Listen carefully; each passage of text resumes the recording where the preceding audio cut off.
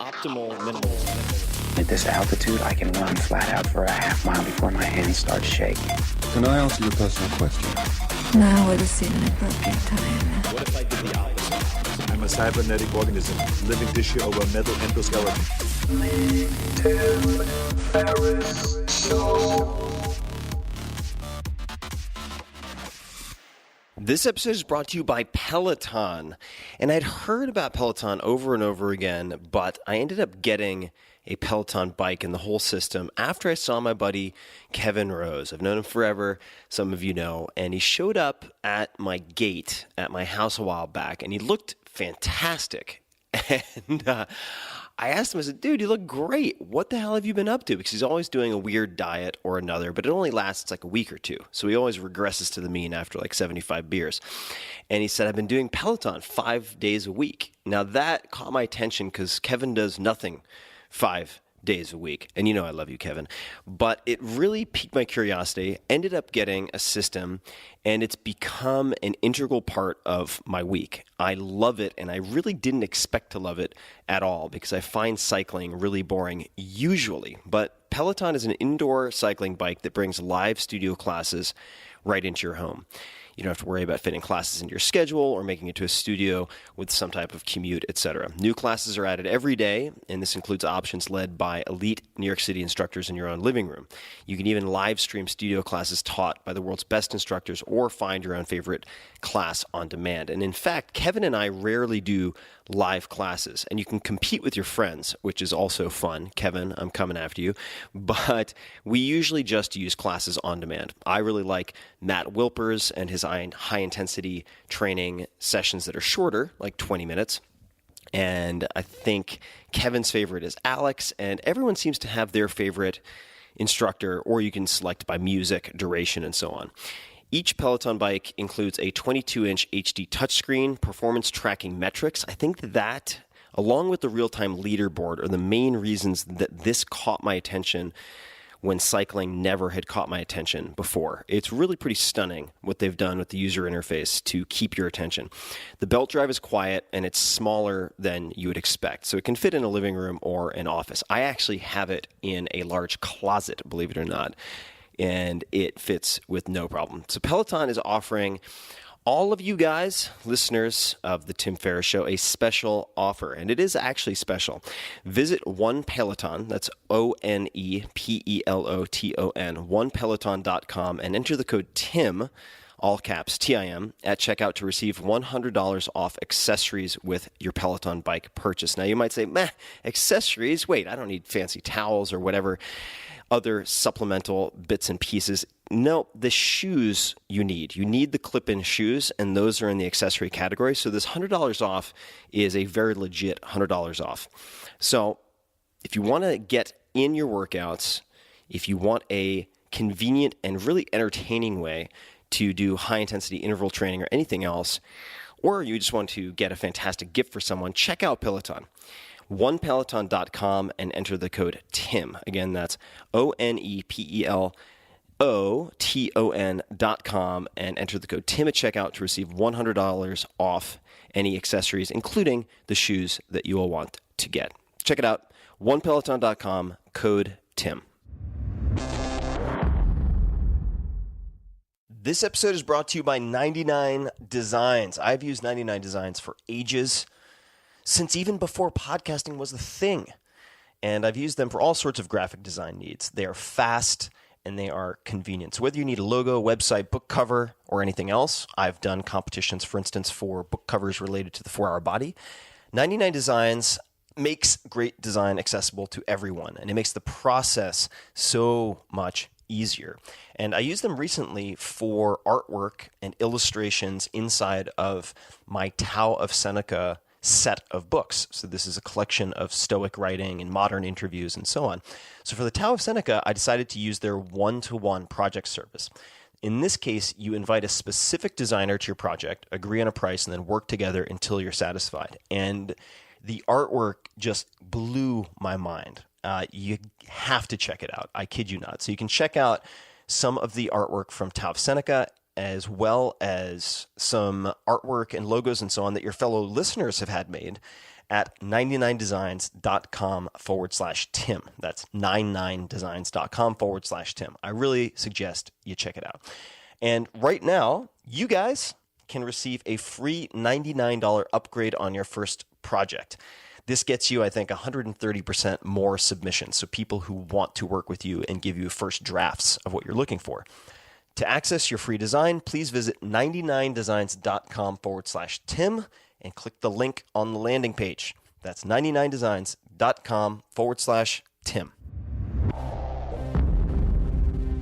Today's guest is M. Sanjayan, PhD. Oh my goodness, are you in for a treat? You're going to hear about everything from monkeys and birthday cakes to building a personal board of advisors for yourself. I'm not going to give you the bio right this second because you're going to hear it from a live recording.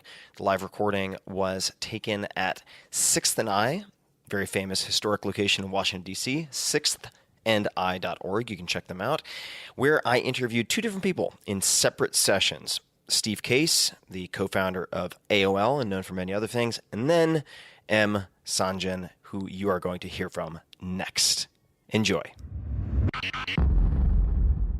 Everybody loosened up, limbered.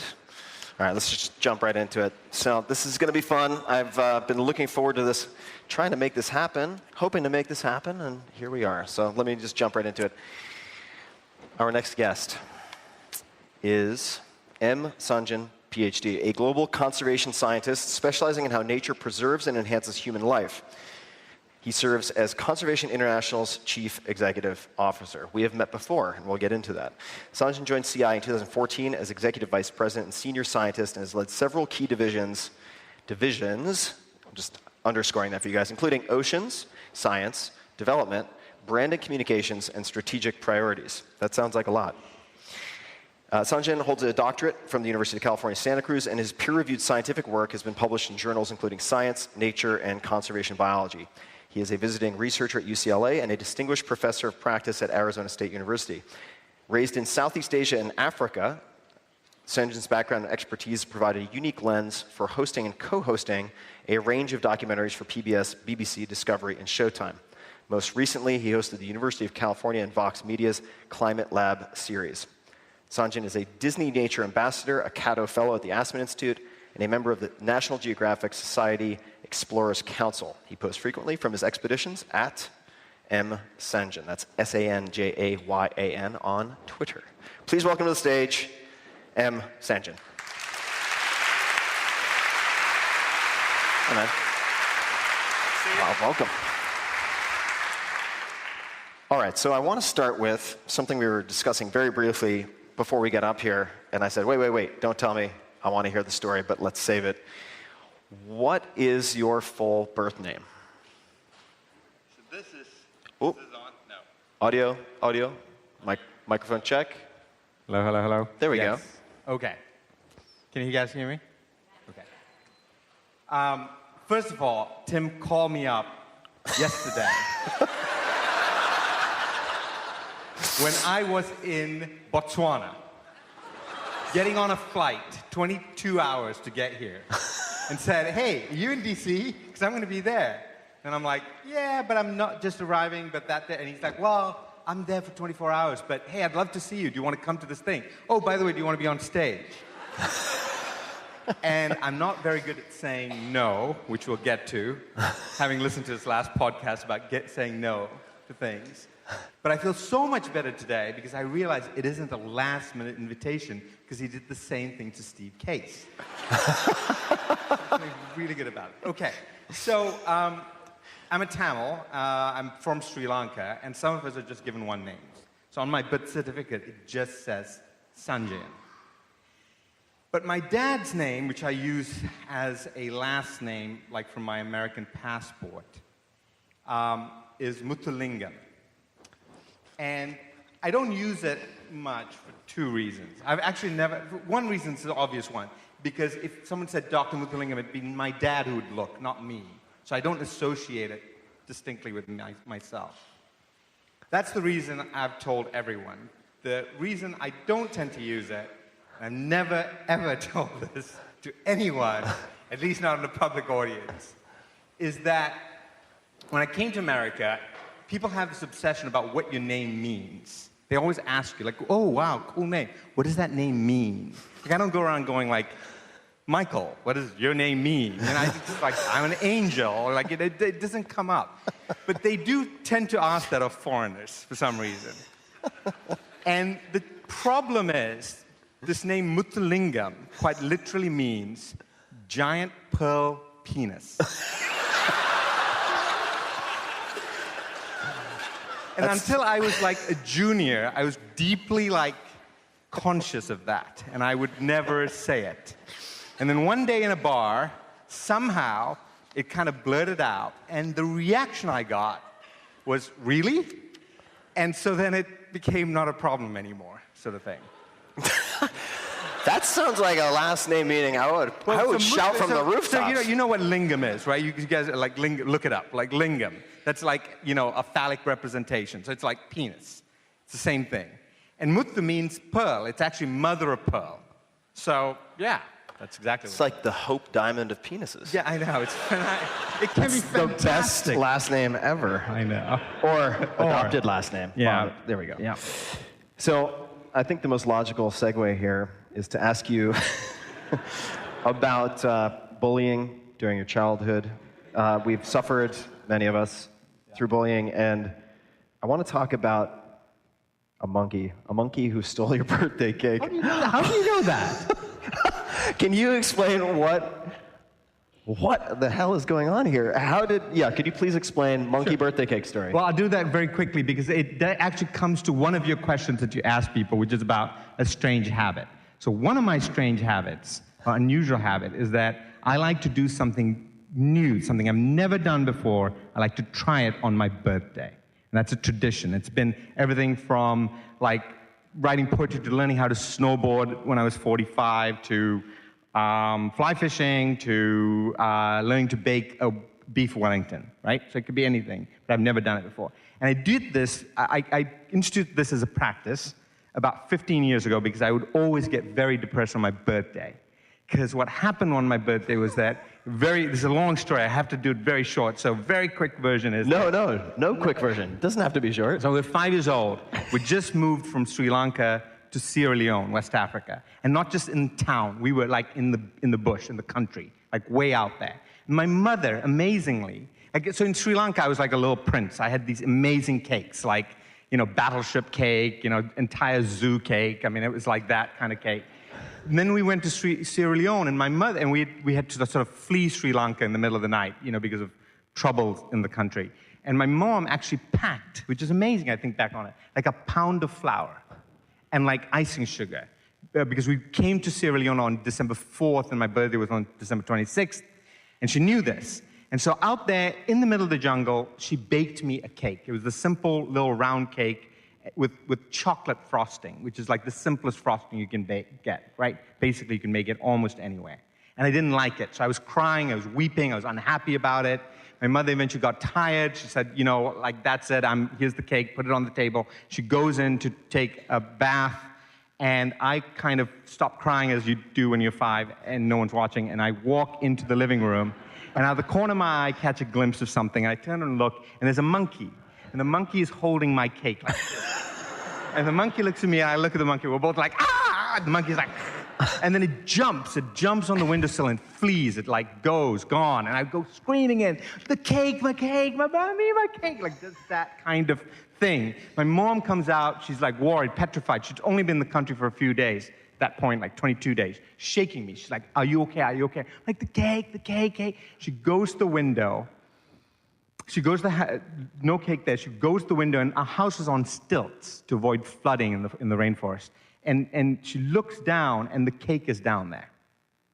And she turns to me and she says, "You wicked, wicked child. Your birthday is canceled forever. We will never do birthday again. Just wait till your father comes home." And that was it. And now I'm on the floor. I'm like, because for a child, injustice is like the worst thing ever. So since then, like, birthdays have been really, really difficult for me. It's also on December 26th, which is not great, for lots of reasons. And so it creates this gigantic sense of anxiety. It's never good enough. It carried right into adulthood. It was very, very destructive to everyone around me. And even today, by the way, when we get together with my family, even today, there is discussion about whether I threw the cake out the window or not. And the power of storytelling, this is what's happened to my mind. I start thinking, did I really see that monkey, or did I actually throw the cake? I don't even know after a while, which is sort of interesting. So anyway, that's a very long story, but that's it. Sorry. That is a great story.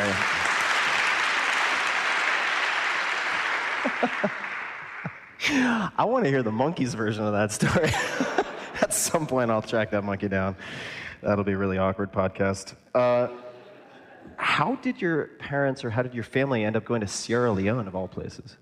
My dad got a telex in the middle of the night. You know, my parents are the mildest, sort of meekest-mannered Asians you can possibly meet. My dad's an accountant.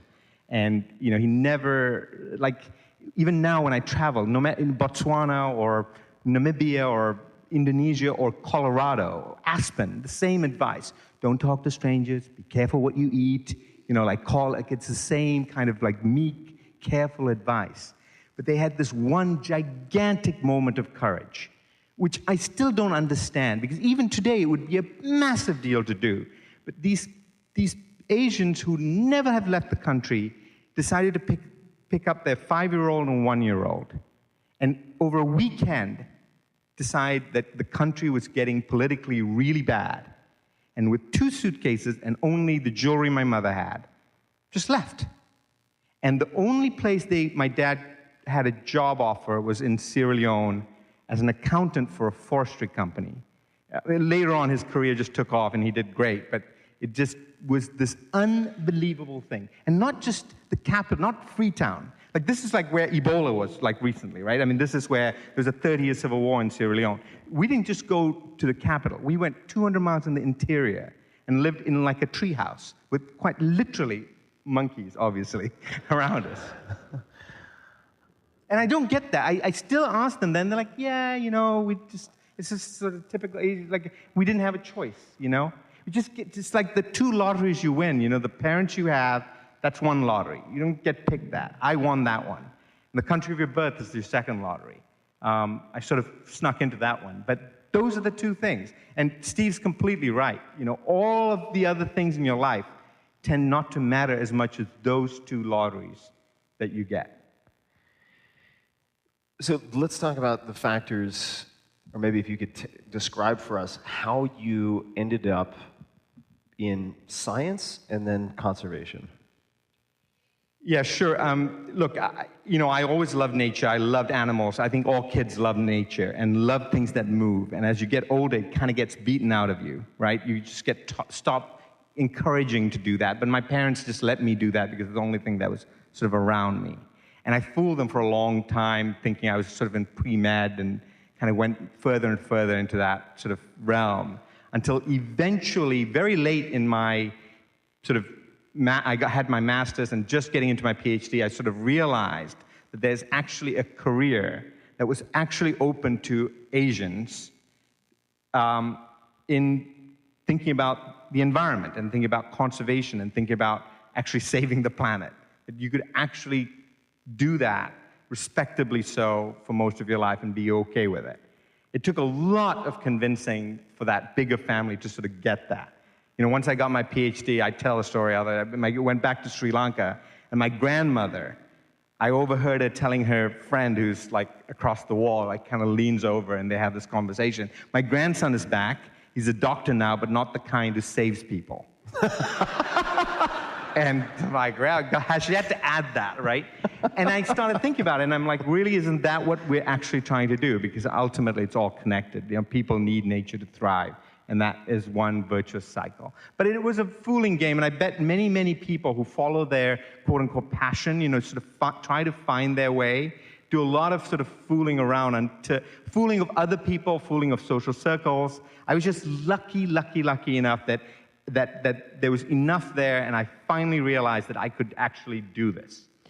What was the triggering event? Like, you were getting at the time, so your master's and PhD were in what? Sorry, where were they? The fields. What was the concentration? I mean, it was biology for my master's and then wildlife and genetics for my PhD. And was there a conversation or a book or something that proved to you that conservation could be a path you could embrace, or was it? You know, honestly, I wish there was something like more epic on that. I mean, I think there were two moments in my life where I made these big leaps.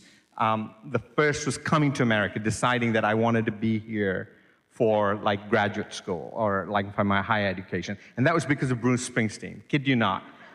Kid you not. That's how we picked colleges back then, right? Because you didn't have, I didn't have the internet. And I definitely didn't have any way of knowing, why America would make sense for me. I had very little concept of America.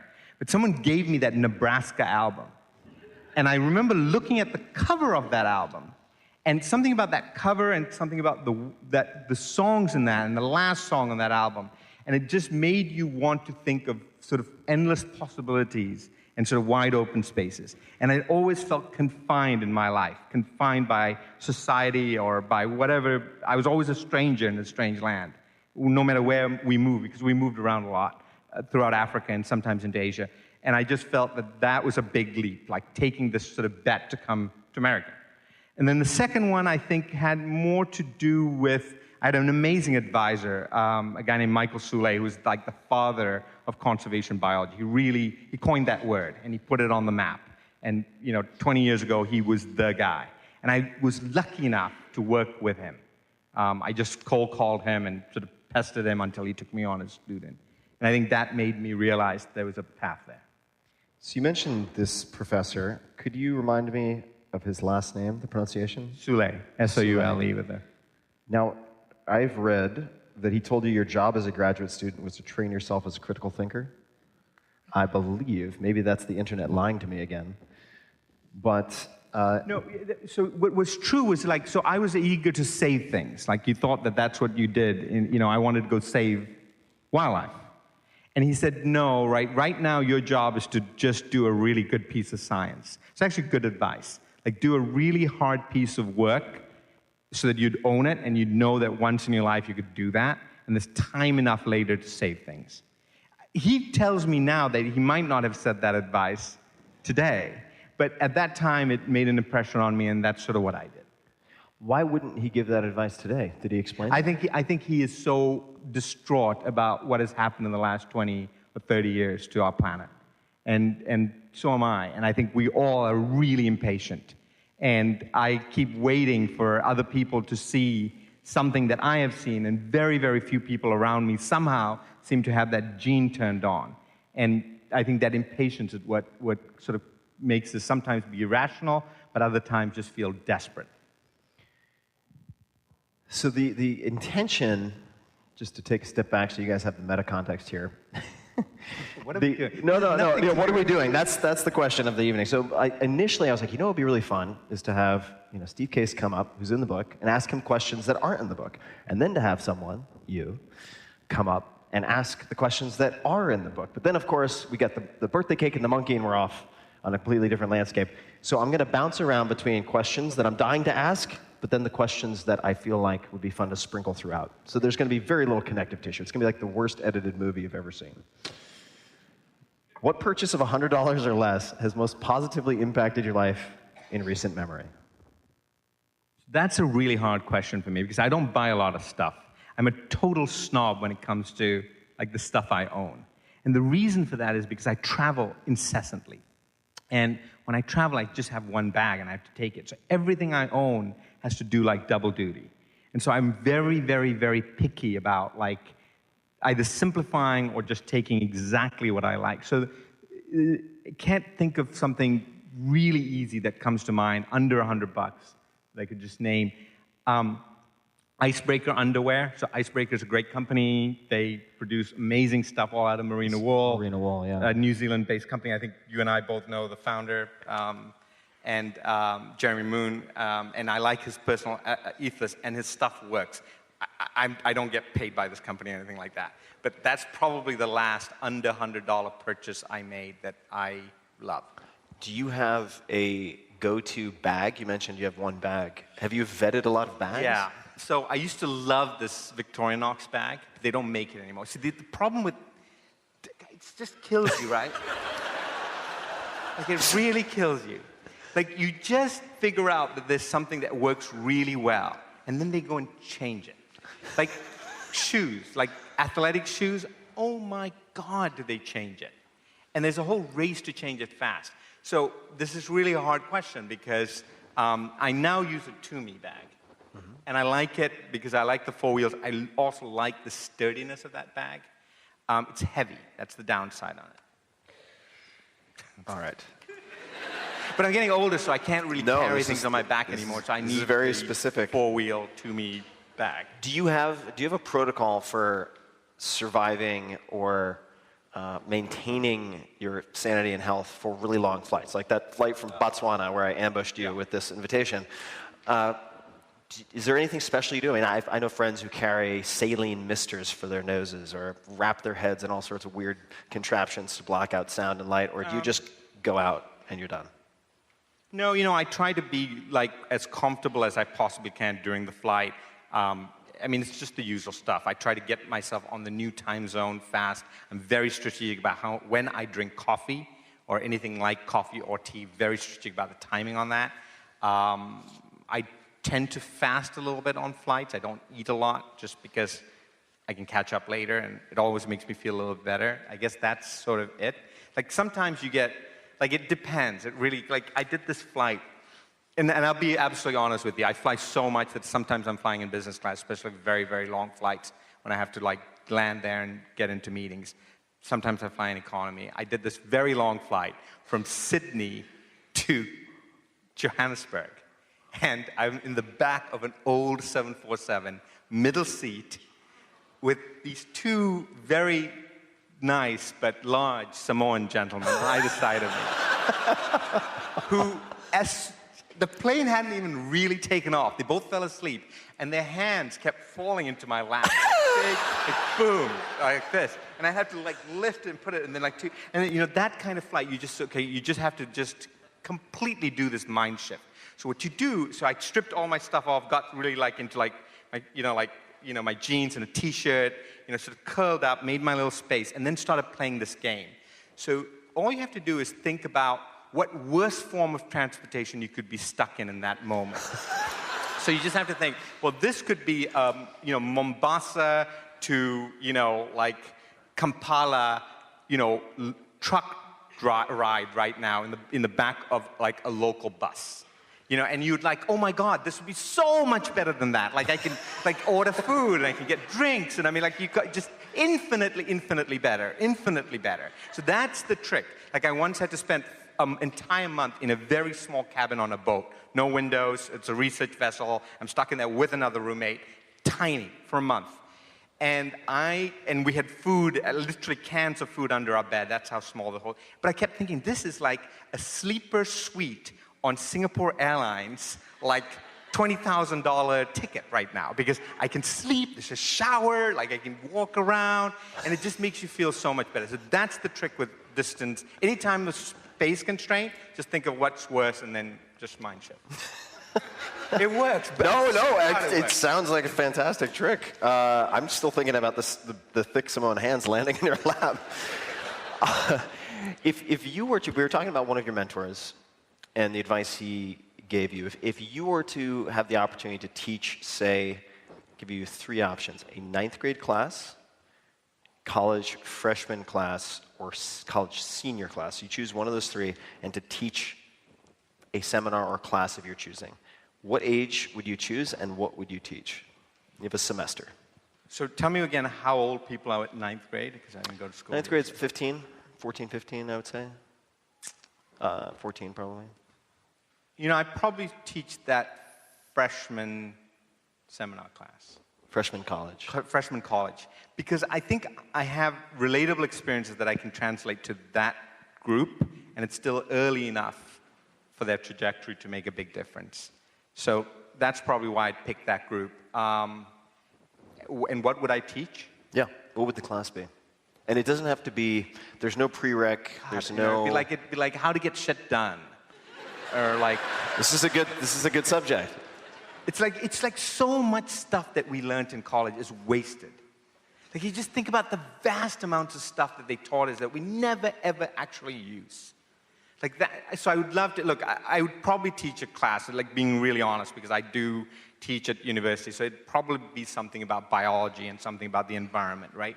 So chances are it'll be in that vein. It might be a class in communication, so, because I've done like enough television work and stuff like that to be able to do that legitimately, so. Or storytelling. But I would probably teach a class in biology. But if I really could get away with it, I would do something like, you know, like all the things you wish you'd known getting into this, or how to organize your life to get stuff done. You know, it'd be kind of in that vein. I'd actually just basically take some of your books, crib it, regurgitate it. So I want to ask both about the Getting Shit Done freshman seminar. No. But let's just, as a thought exercise, if it were instead, just so you don't have to think about the entire semester, if it were just a 3 to 4 hour seminar, and what would be some of the key principles or strategies or anything that you would want to hammer home? You're getting me after a really long flight, so it's my brain. We could also buy some time by asking you what you would teach in a storytelling class. So no, let's stay with the first one. Or, no, I'm kidding. All right, yeah, we could do that. What was the question again? Sorry. The question was, if you have a 3 to 4 hour seminar on getting shit done, what are some of any of the key messages or strategies or anything that you would emphasize? So, because you get a lot done. I mean, I've observed how much you do, and it boggles my mind. I don't know how you stay in one piece. Yeah, so look, you know, there's some of the principles that you'd probably want to try to get into is, you know, dealing with focus, right? So this is a major challenge, especially for younger people, and it's not getting any better. And I have the ability, right, and it's not because I have some magical ability, it's because you just practice it, of intensely focusing on one thing for a few seconds or for a few minutes.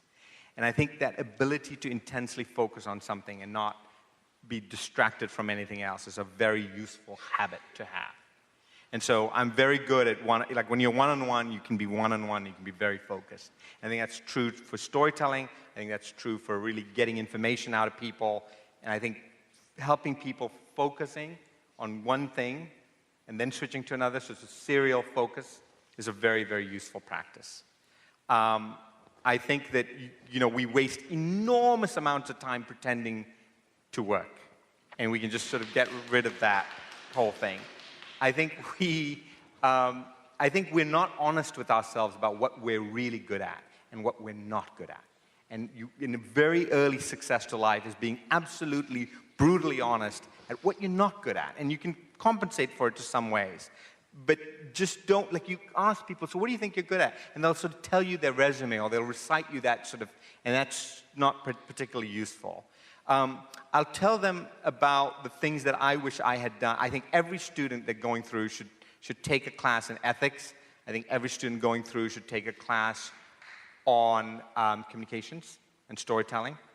I think every student who goes through should think about how during their 4-year or 3, whatever their college term is, spending a little time working on something that is completely unrelated to their primary area of interest. That was probably the best thing I ever did when I was going through the American education system, is that during the summers, I was restricted on what jobs I could do because I was a foreign student. I would go and work at the World Bank. And for a biologist to be walking around at the World Bank was a very strange thing at the time. And it was unbelievably useful to me. It was like the most useful thing I did, really. Why was it useful? Because it just put me in touch with a whole bunch of people who were completely unlike me and who would think about the world in completely different terms. I'd go in there and they'd be like, you must be an economist. I'm like, no, I'm a wildlife biologist. And they'd be like, wow, that's crazy. What are you doing here?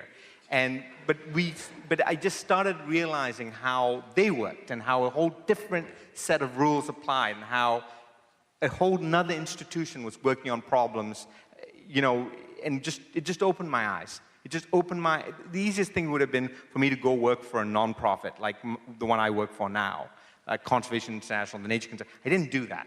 I really particularly went and got jobs in areas that had nothing to do with my primary area of interest, just to see what it looked like. And the funnest things in the world are all on those angles, right? When you can bring two different fields together, there's so much gold in those angles. You do that all the time, actually. And I've really, learning how to exploit that is often your little trick to getting a head start.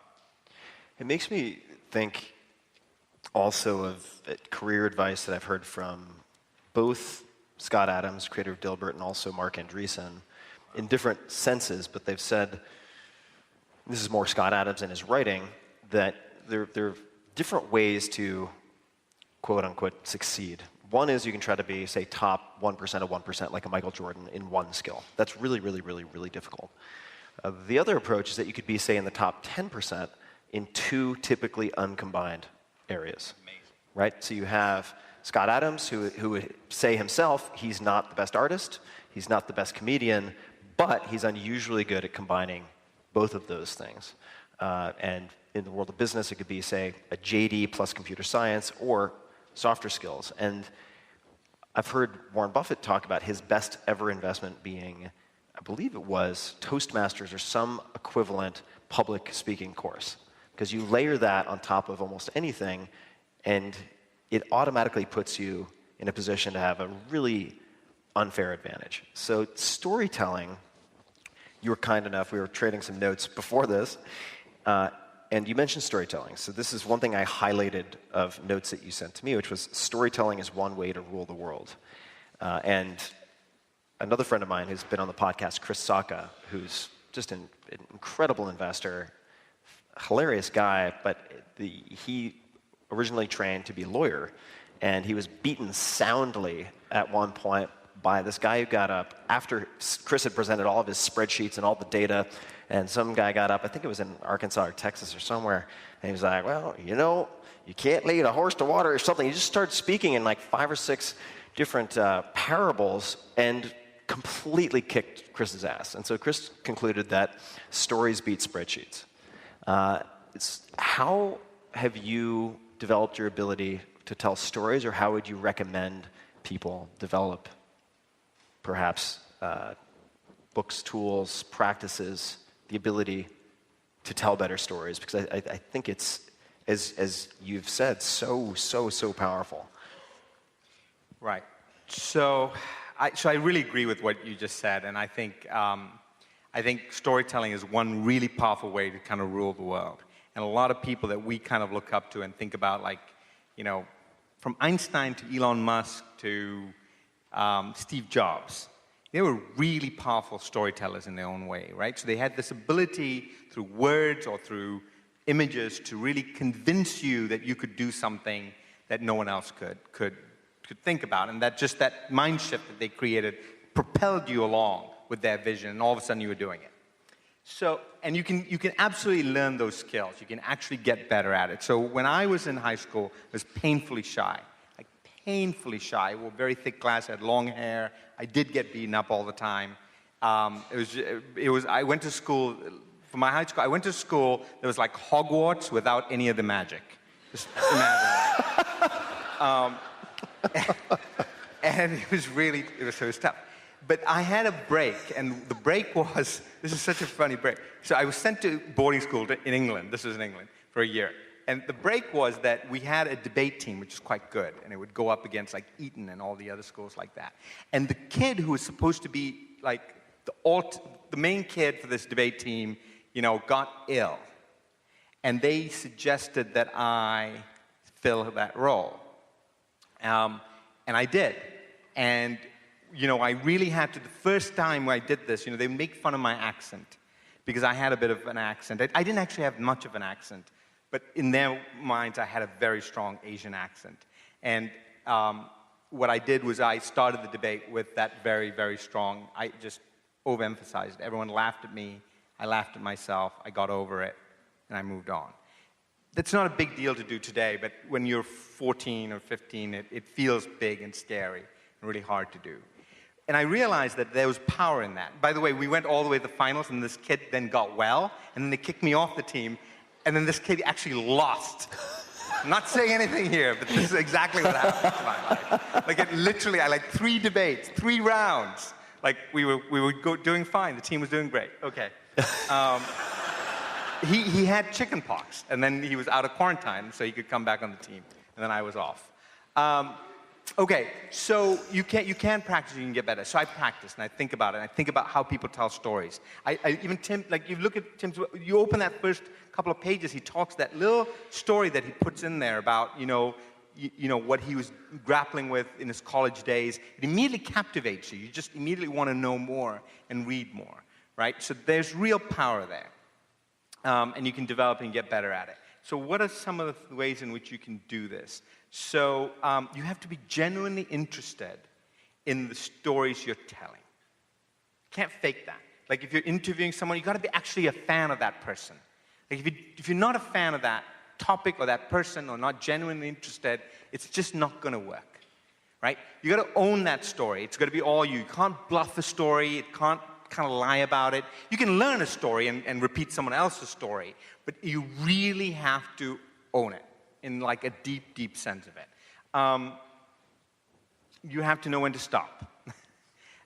You have to know when to, the message is also important, right? So this is something I often say. Like, it's not just the story, but it's also the kind of stories you tell. And they have to be true to who you are as a storyteller. So look, I'm not a professional, teaching people how to tell stories. I can't do that professionally. I know I do it. I know I practice it. I got it from my parents.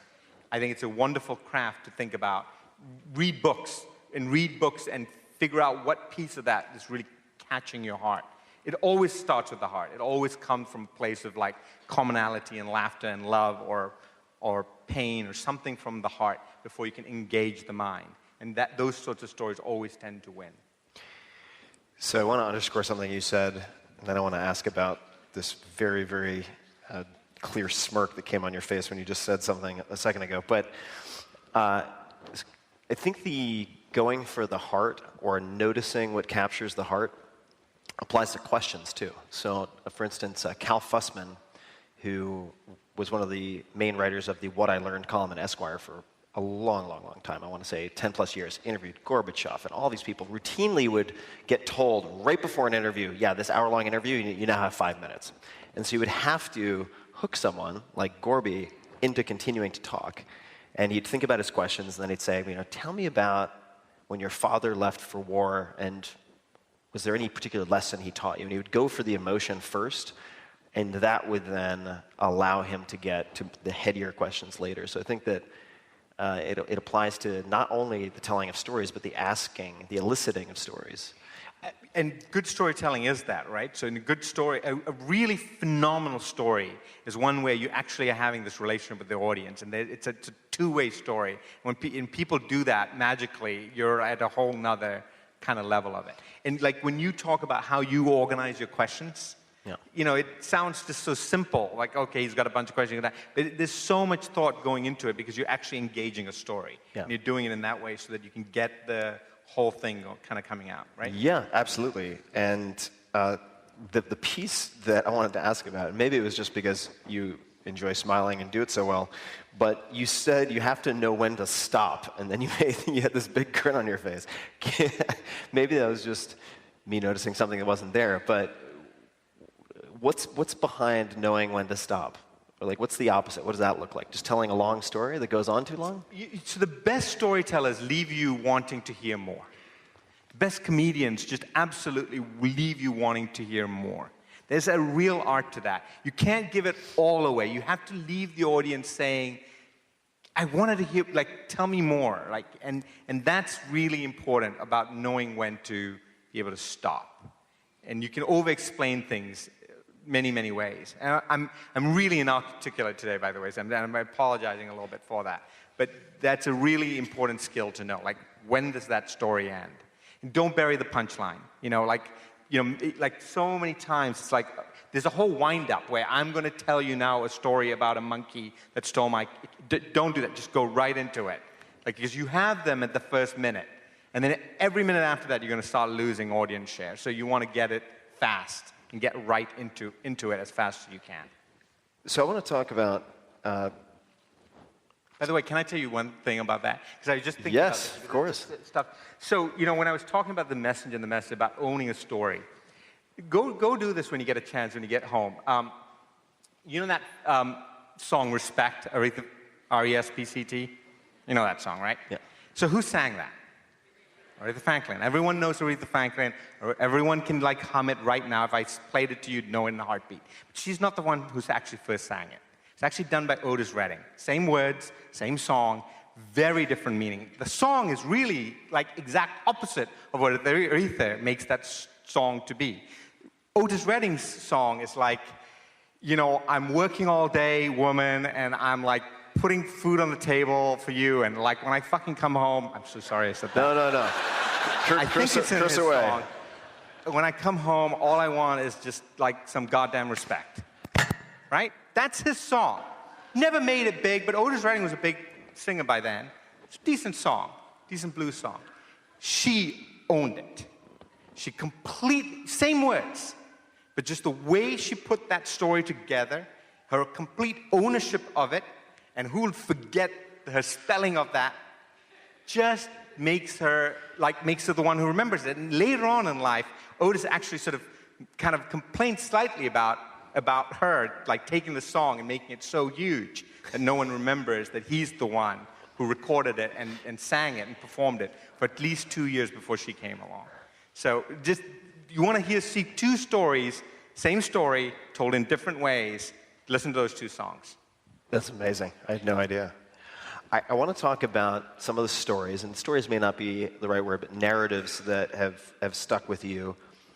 And I'm going to prompt it with a question, and I can certainly cheat a little bit and prompt, but what is the book or books you've given the most as a gift, and why? Or books that have influenced you? Yeah, Tim and I have talked about this a little bit. So for me, books are like all about the moment and the emotion that I'm in and the person I'm giving it to is in. And so I can't tell you that there's one book that has predominated how I give, because I love books, and I love to give books. And I carry books around. And even today, I brought 2 books for you to autograph that I'm giving away, right? So there's an act of giving, and a book is a wonderful way to convey something to another person.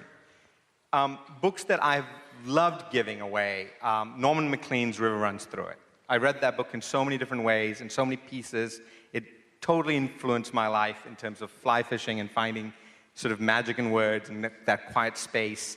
He also wrote that book when he was 71 years old. Kind of really the only big book he wrote. He's 71. And you think about all this sort of bullshit about like creative genius being in the young and all that. As you get older, you start appreciating that if Norman could do it at 71, maybe I could do it, like, not quite at 71 yet. Another book I really liked, more recent book, is Stanley McChrystal's Team of Teams. Completely different reason. Just a really clever, smart book about how to organize businesses and enterprises for today's world.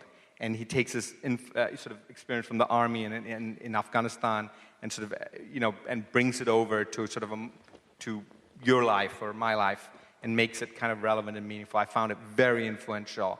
I've given away quite a few copies of James Nestor's book, The Deep, which you might have read, right? You've read his book. I haven't read The Deep. That book is pretty damn good. It's about free diving, which I knew nothing about. And that was one of my birthday things. That was like 2 years ago.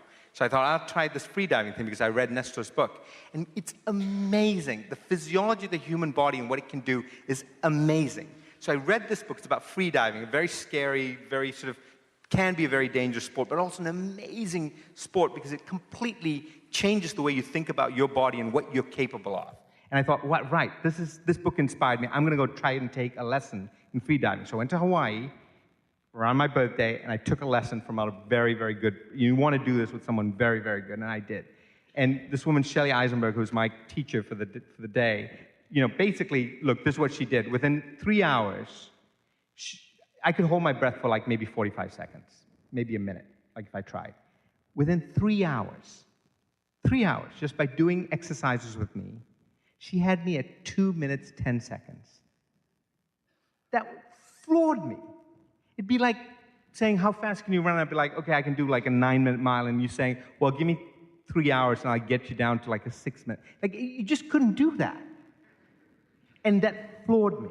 And she's like, yeah, like, let's keep going. And like, sure enough, you're doing 3 minutes. You're doing 3 minutes within 24 hours. Unbelievable. True story. It can do it. Everyone in here can do that too. That's why that book was so kind of mentally transformative. I feel obligated as the person who, certainly not a doctor, and you've heard this before, I don't play one on the internet, but you have to be very, very careful with this type of training. So do not take the DIY approach. I know people who have died, and I know people who have come very close to dying from shallow water blackouts. And when you, depending on the technique, if you blow off a lot of CO2, you won't sense that you're going to black out before you black out. You're fine, and then you're blacked out. Which you don't really want to have happen in any amount of water, right? You could Jimi Hendrix yourself, or it could be in 1,000 feet of water. Same outcome. So be very, very careful, only with supervision, but it is fascinating. Yeah, I mean, 2 Navy SEALs drowned in a training exercise in San Diego like 2 years ago. Yeah. Just the 2 of them, just trying this out.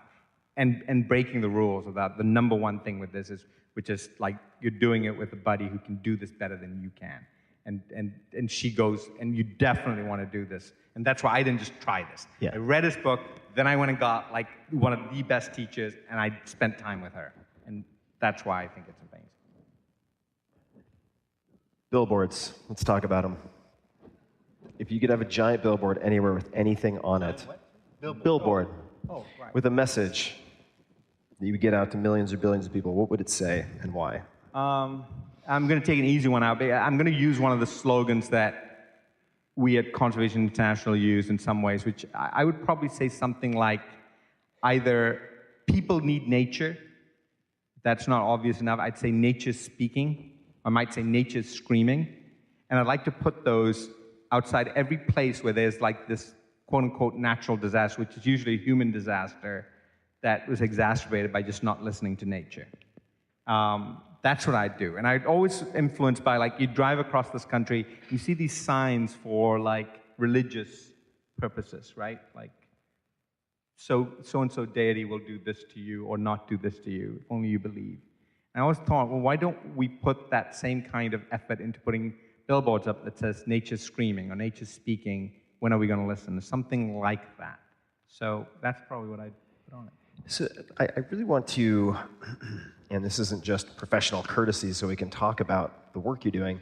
Conservation and the state of progressive destruction of our natural habitats and surroundings causes me a lot of anxiety, personally. Yeah. In part because I feel like, for instance, if a study comes out on metabolism, and there are a bunch of conflicting headlines, and things are poorly interpreted by certain media, I can parse it. I can go to PubMed. I can figure out what's what.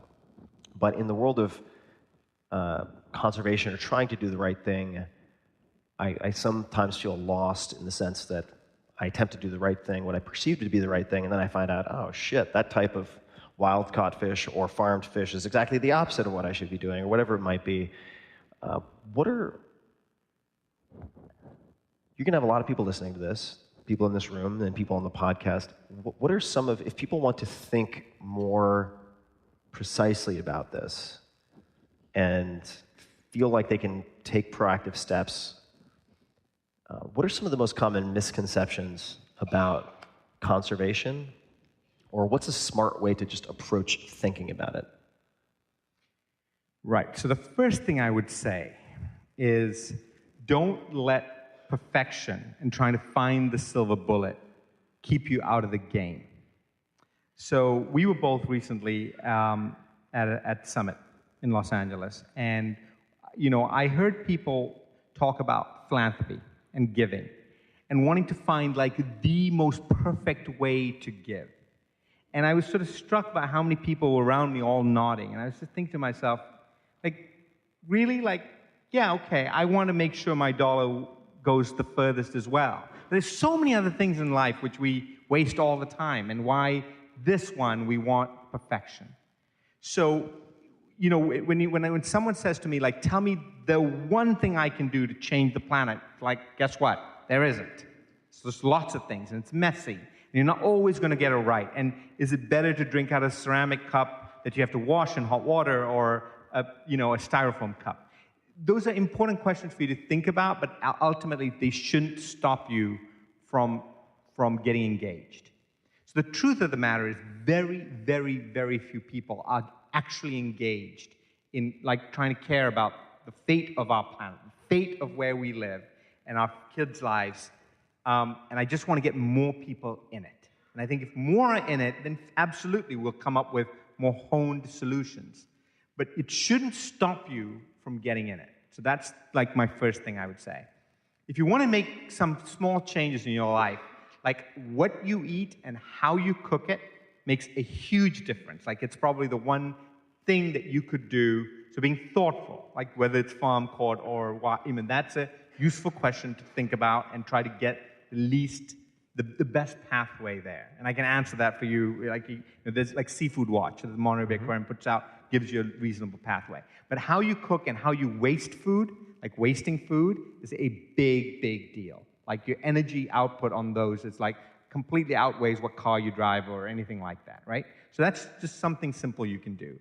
You know, get engaged in the political system. I think it really does matter. I mean, it really does matter, right? So there was this kind of crazy decision very recently on wanting to, at this moment in time, when all these crises are going on the planet, on overturning the ban on importing elephant heads from trophy hunting from Zimbabwe and Zambia. Like, that actually somehow became a priority for the administration. Like, all of a sudden. Like, we're going to, like, overturn the ban so that any hunter who goes to Zimbabwe or Zambia and shoots an elephant can bring the ivory and the head into the country. Like, why is that all of a sudden the thing to do? And people really got upset about it. And believe it or not, kind of did change something, at least for now.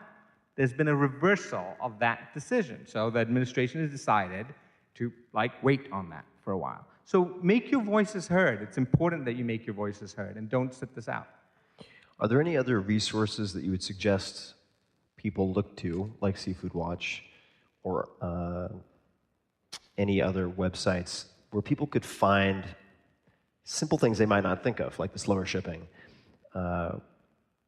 to make an impact? I mean, just assuming these people are busy professionals with high demands on their time, where would you suggest they look? Okay, so, and without being totally self-serving, so I will say, so my own organization, conservation.org, decent website, you'll find lots of ways in which you can be engaged. The Nature Conservancy, nature.org, decent website, lots of ways you can get engaged. Environmental Defense Fund, they do a lot of great work, particularly in the United States, around climate. World Resource Institute gives you the macro picture. They have great graphics, great infographics, gives you sort of the macro picture. I did a series recently on Vox, V-O-X, with the University of California called Climate Labs, which are just these 8-minute, very short, digestible little videos on something like food waste. Slightly irreverent, slightly counterintuitive, simple ways in which you can either get engaged or make a change in your life that can have an impact. And so we took a bunch of different topics like shipping and did these short videos on it. It's called Climate Labs on Vox. So those are sort of things that come quickly to mind. But here's the most important thing. Seriously, I really mean this. We really are on a race to save the planet. I really, really believe this. You know, here's the thing. We're the only generation who actually has some foresight. Like, think about this. In the entire history of humanity, we had to, rely on, crystal balls and, a burning bush, right? Sitting where we are. To give us a glimpse, of where we're heading. And now we actually have some data. We're the first generation in human history to see the entire planet. I met John Glenn before he passed away. Amazing guy, amazing American. first American to go around the planet, see the whole thing. I asked him, and he said, yeah, it blew me away. I never thought we could see the whole planet all at once. Like, if you were standing on a flat Earth, you know, if you're standing on the seashore, you see about 7 miles. After that, the horizon dips away. And as long as humans have been around, we've been climbing taller and taller mountains, towers, trees, to be able to see what's over the horizon. What are we looking for? We're thinking about a lion that's over the horizon that might bite us, or looking for opportunity. Now, in our generation, we can see the whole thing. And not only that, we're also mostly all connected. There is no reason for us not to act right now. And believe me, that window is small. And if we don't do it, I swear, future generation will look back and say, what a waste. You had that opportunity when the opportunity cost was actually relatively cheap. The price of conservation will never get cheaper in the future. It's as cheap as it's going to get now, and it'll only get more expensive. So not acting now is crazy. And that's why people who've done the Giving Pledge, like Steve Case and others, I so applaud that. Because they're not just saying we're going to leave this, leave this for future generations to deal with. They're saying we're going to deal with it now, because right now is probably the cheapest to be able to deal with it.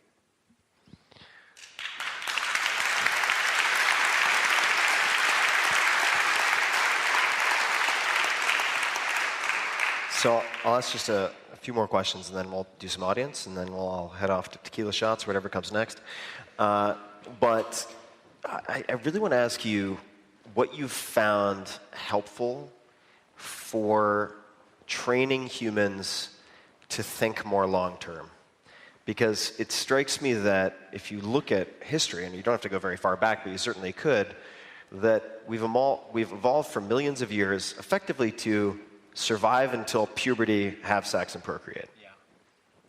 That's basically it. I mean, that's Darwinism at work. And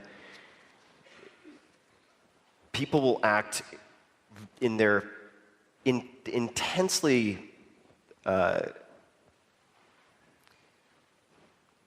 worst of interests long-term for short-term gain. Yeah. How do you train people to think more in longer-term time horizons and in ways that are more communal and not individual? It seems like a very tough task, but a very, very, very important one. What are some of the most effective learnings or lessons that you've had with that? So I don't know. That's the truth of the answer. I don't know how to fundamentally beat evolutionary biology. It is so hardwired into us. The people who do and do it rationally, so you look at what Charlie Munger says, right? He says, look, we basically, our investment technique, that he and Buffett use, is just don't do anything stupid over the long run. Pretty much that. He basically says that, right?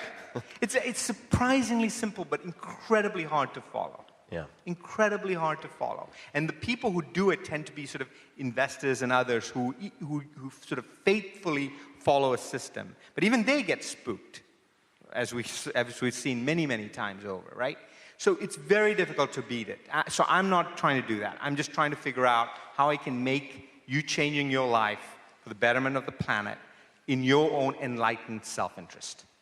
And the better I can do that and tell you that it's actually going to make your life better now, not even your kids, but your life, the better chance I have of promoting change.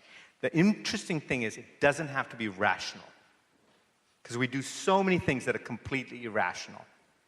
And so it doesn't have to be rational.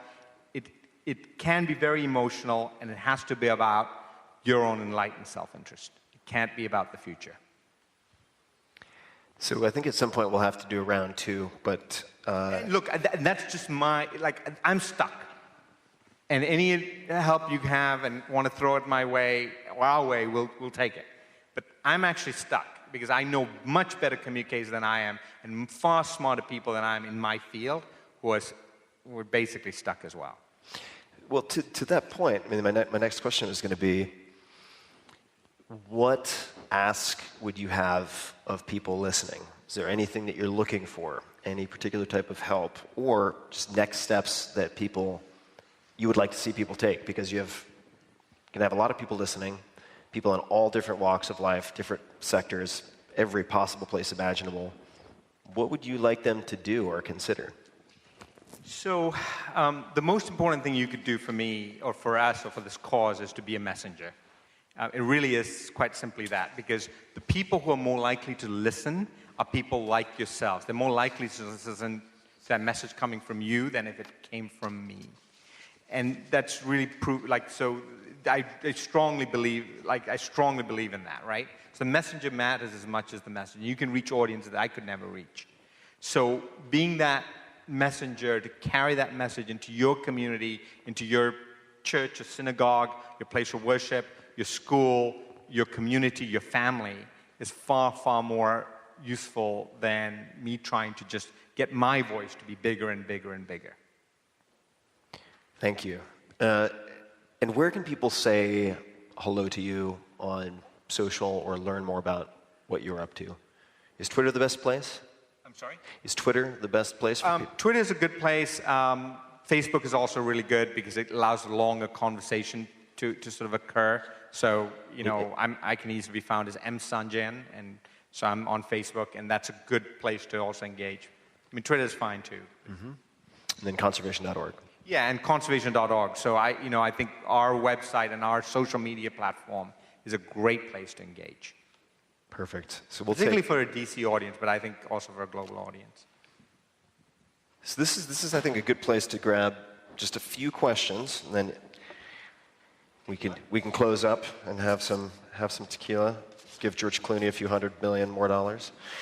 If anybody knows the Casamigos story, what a story. By the way, while he's thinking about that, one other book I want to mention to you guys, especially for this town, is a book called Destiny of the Republic by Candace Millard. It's a fantastic book. She's a great author, and she talks about President Garfield and being shot and how his life could have been saved if they had only listened to the surgeon who gave them the advice, but he was sort of ignored because he was this black surgeon in the Union Army, and instead they took another route. And it's just a fascinating story about race and technology at the cusp of a really important moment in our nation, about a president that very few people had heard about, but who, if he had survived, would have completely changed the course of our country, probably for the better. So this is a question from Bill from Long Island. It's addressed to me, but I'm going to ask you, since I've talked ad nauseum about my mornings. What does the first 60 to 90 seconds of your day look like? I'm going to modify this, but he's asking, what do you do to jumpstart the first waking moments? Do you have any morning rituals or routines that are consistent for you? Anything that you do in the first coffee? Yeah, to jumpstart my day? Yeah, or just anything that you do as part of your routine in the mornings. Yeah, so, I often put like the toughest things I need to deal with and the most creative things early in the morning. It's just as simple as that. I tend not to check my email until I'm actually starting work. That's just something my work email until I'm actually starting work. It just really clutters the mind. And so what happens with email is, especially for my company, because it's a global organization, so I get emails in the middle of the night, and so they pile up. And so if I find out that if I open my day by checking email, I get diverted into all these other small things that I am very bad at saying no to, so I kind of ruin the rest of that day. And rather, I sort of want to set my agenda, then look at it and deal with the ones I can deal with and ignore the others. This is a question from, it's either Eric or Aaron, I'm not quite sure. Who is your most recent mentor, and what has that person taught you? And I mean, we could make that, if you have an answer for that, great. Otherwise, we could modify it to just be, what is a recent lesson that you've learned or insight? So, that's a good one, because it kind of harkens back to, tribe of mentors. So one of the things that I did that I found very, very useful in my life, and I think for many of you could apply it to, is that some years ago, I created a personal board. So a group of individuals who would personally spend a little bit of time vesting in me and my success. And I didn't do this because of some grandiose notion of who I was, but it struck me that whenever you wanted like letters of reference when you go for a job, you always then have to like sort of scramble around and try to catch up to people who you haven't spoken to for a long time and hope they'll give you this letter, and they really don't know you by that point, and life has sort of gone by. And I thought, well, what happens if I had a group of, say, 5 individuals that I would pick And I would make a promise that I would never solicit them for money, which I've kept up, even though some now do give to CI, but that's not the purpose. They don't belong to my organization. They're not my board for my organization. They're my personal board. They're great people, and I would just say to them, listen, can you do this for me? I'll meet with you 2, maybe 3 times a week. We'll have coffee or lunch. 2 or 3 times a week? 2 or 3 times a year. Okay, got it. Sorry. It's like, man, this is a really generous board. Sorry. And we'll just have a little, conversation and a catch up, and I can just occasionally ping you for guidance. That has been incredibly, incredibly useful. I picked some great people. You might know some of them, but it's been very, very helpful. Okay, so I want to dig into this because this is really interesting. So your personal board. And by the way, they all said yes. Not one person turned me down. Okay, well, yeah. How can we not get into this? Now, I want to mention, just as a side note, because people might find this helpful, something that I found very helpful from Chris Fussell, who co-authored Team of Teams with Stanley McChrystal, and he was Stan's aide-de-camp for quite a long time in JSOC. And advice that he was given was, at all times, you want to surround yourself with at least 3 people. Someone who is doing an excellent job of what you hope to be doing, say a few years from now. Someone who is doing a better job than you are in some capacity at what you're doing now. And then somebody who is doing something you used to do, but is doing it much better than you did. And that was how he ended up seeking out people to surround himself with. How did you choose, since they all said yes, I guess you reached out to 5 or 6 people, right? Or how did you choose those people? What were the criteria? I wanted people I respected. So that was sort of important to me. They had to be people I really sort of respected. I wanted people who were not in my field, because I had plenty of colleagues in my field. I wanted people. So I'll give you some names. I don't think it matters that much. So Tom Tierney, the Bridgespan. He's also the chairman of the Nature Conservancy now.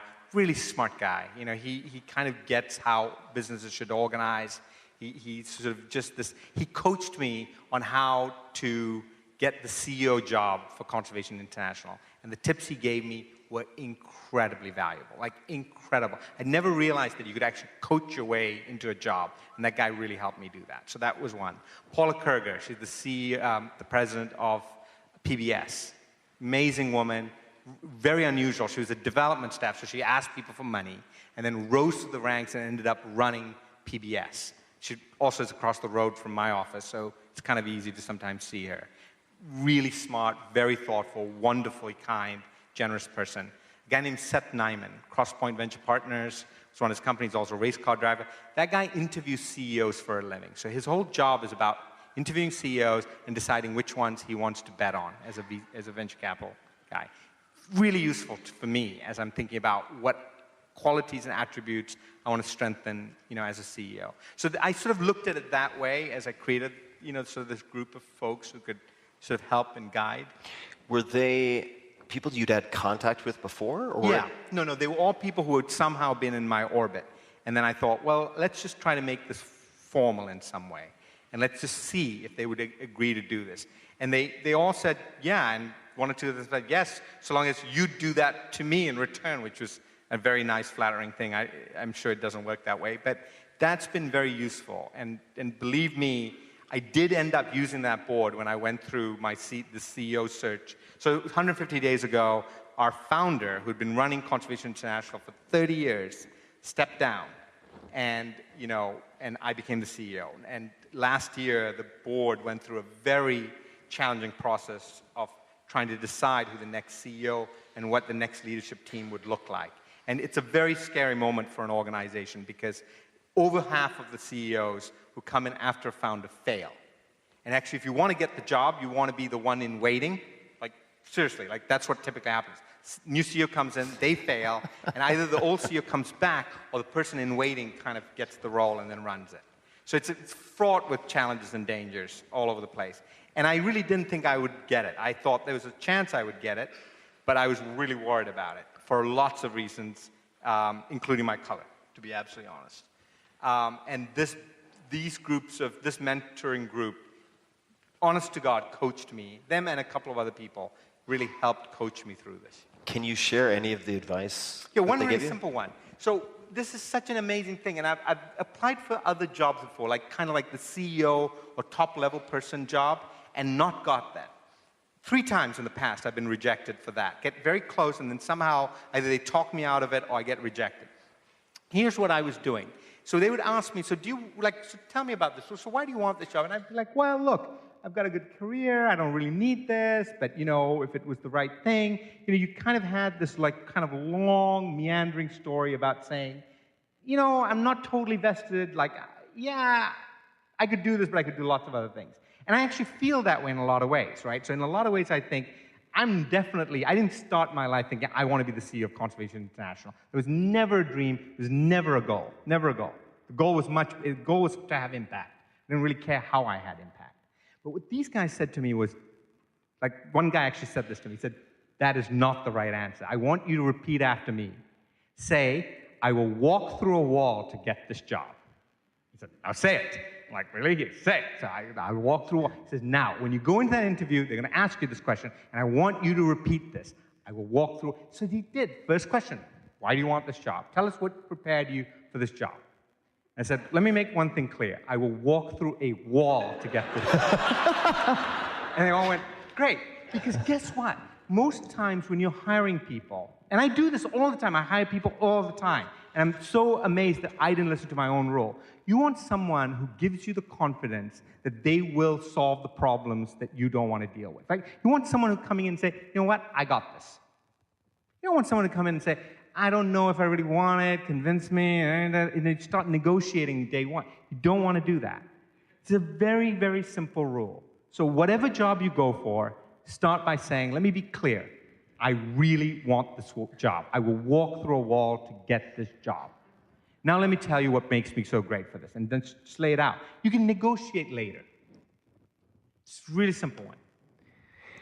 When you sent the emails out to recruit this X-Men team of mentors to a formal structure, well, a couple of questions, and this won't go on for hours, don't worry, guys, even though it could, and it might later with tequila. I don't know why I keep thinking of tequila. We could psychoanalyze that later. Do you interact with these mentors as a group, or is it all one-to-one? It's one-on-one, although they know about each other. Because getting them together as a group would be too difficult. Impossible, yeah. Do you block out, say, a week every quarter just to schedule them in batches? Yeah, I schedule it around travel that I have in their city, so I do this as much as I can in person. Unless I have a crisis or an emergency, I just need to get on the phone, and then they're always willing. Like, I literally, today I had a little minor crisis. I literally had a CEO of a company, I didn't want to name that, but enormous company, and he returned my call today. It's so floored. It's like, I'm so sorry it took me so long to get back to you. And I'm like, are you kidding me? And he's like, once you get that relationship with that few individuals, it does work. It can really work very well. Did you say, hey, let's grab coffee, and then make the pitch in person, or did you lay it out in email? I made it either, no, I didn't. I don't think I did it by email. I think I did all by phone or when I met them in person after the first coffee. So the people I knew well, I did by phone, and the people I'll tell you one thing, though. I do take it sort of seriously. So when I go to see them, there are 2 things that I never make informal. Right? 2 things that I never make informal. One is when I talk to my board, my organization board, or my group of mentors board, which means I put on a shirt, I kind of, I put on a jacket if it's appropriate. I just, whatever way you want to do it, and it's not about dress code, but whatever you want to do it, you want to make sure they understand that you are using and taking their hour really seriously. So just don't waste time with that. The other thing I do, I always take seriously when I ask people for money. Something that I never do kind of on the... I'll never ask someone for a donation or to fund Conservation International when I'm having a drink with them, or when I'm fly fishing with them, or going on a hike with them, because people don't want to be hit up all the time for the same... you want to just go do that and enjoy it and have fun. And then you want to say, can I meet with you at 3 o'clock tomorrow afternoon, or can I meet with you at 8 a.m. tomorrow or today, or whatever it is.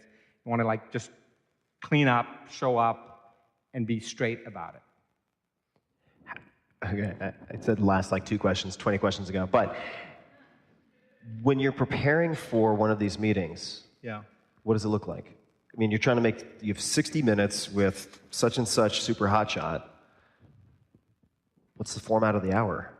It often depends. At this point, it depends on what the major thing that I'm dealing with has been, and what's been kind of bugging me on my mind that I really Could want. you give an example, or is it too personal? No, I mean, look, it's not a big surprise. Anytime a founder leaves an organization, so here's a really legitimate answer. So I was not the only internal candidate going for this job. There were 2 other very, very good candidates for this job as well. And they both could do this job. They both could be CEOs. And my number one task, as soon as I knew I was going to get this job, was to figure out a way to keep them. It almost never happens. And think what you've just done. You've now lost the second best person to run your organization who just walked out your door. It almost never happens. So that was something I prepared for. I thought about how I might try to approach it. I went to them and I said, this is a problem. It's a big problem.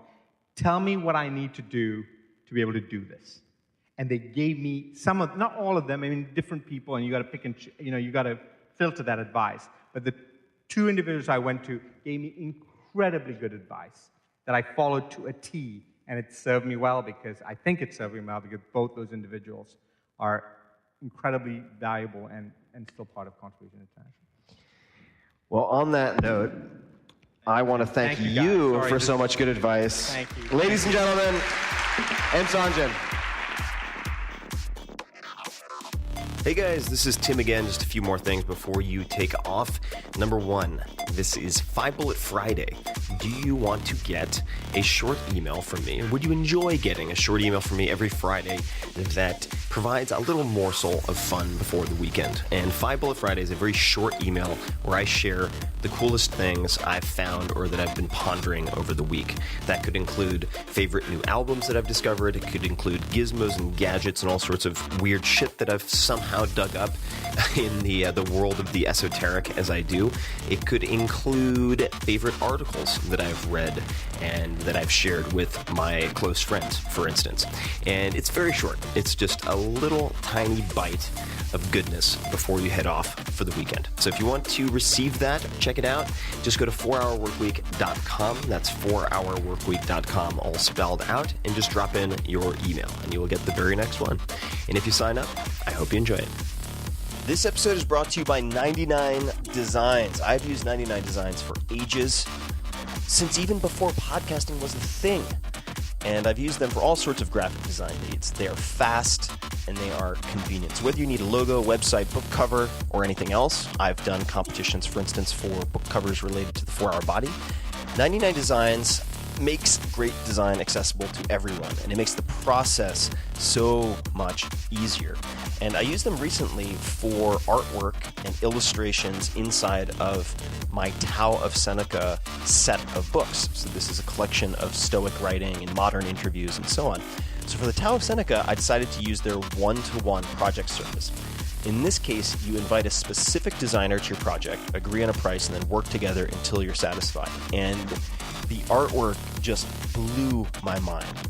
You have to check it out. I kid you not. So you can check out some of the artwork from Tao of Seneca, as well as some artwork and logos and so on that your fellow listeners have had made at 99designs.com/Tim. That's 99designs.com/Tim. I really suggest you check it out. And right now, you guys can receive a free $99 upgrade on your first project. This gets you, I think, 130% more submissions, so people who want to work with you and give you first drafts of what you're looking for. To access your free design, please visit 99designs.com/Tim and click the link on the landing page. That's 99designs.com/Tim. This episode is brought to you by Peloton. And I'd heard about Peloton over and over again, but I ended up getting a Peloton bike and the whole system after I saw my buddy Kevin Rose. I've known him forever, some of you know, and he showed up at my gate at my house a while back, and he looked fantastic. And I asked him, I said, dude, you look great. What the hell have you been up to? Because he's always doing a weird diet or another, but it only lasts like a week or two. So he always regresses to the mean after like 75 beers. And he said, I've been doing Peloton 5 days a week. Now that caught my attention because Kevin does nothing 5 days a week. And you know I love you, Kevin. But it really piqued my curiosity, ended up getting a system, and it's become an integral part of my week. I love it, and I really didn't expect to love it at all because I find cycling really boring usually. But Peloton is an indoor cycling bike that brings live studio classes right into your home.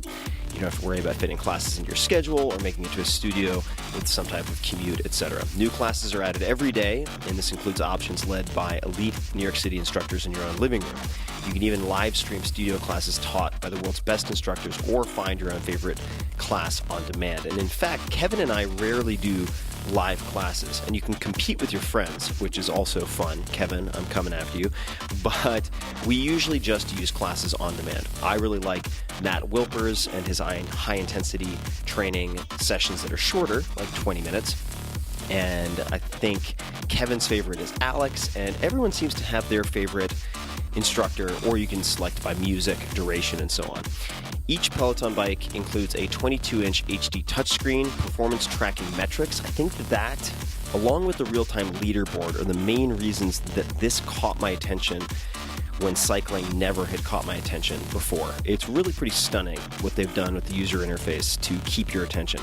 The belt drive is quiet and it's smaller than you would expect, so it can fit in a living room or an office. I actually have it in a large closet, believe it or not, and it fits with no problem. So Peloton is offering all of you guys, listeners of the Tim Ferriss Show, a special offer, and it is actually special. Visit One Peloton, that's ONEPELOTON,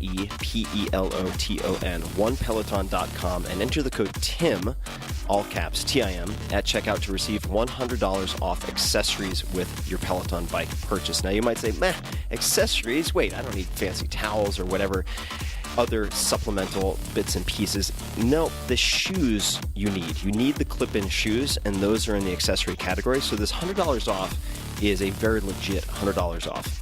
So if you want to get in your workouts, if you want a convenient and really entertaining way to do high-intensity interval training or anything else, or you just want to get a fantastic gift for someone, check out Peloton. OnePeloton.com and enter the code TIM. Again, that's ONEPELOTON.com and enter the code TIM at checkout to receive $100 off any accessories, including the shoes that you will want to get. Check it out, OnePeloton.com, code TIM.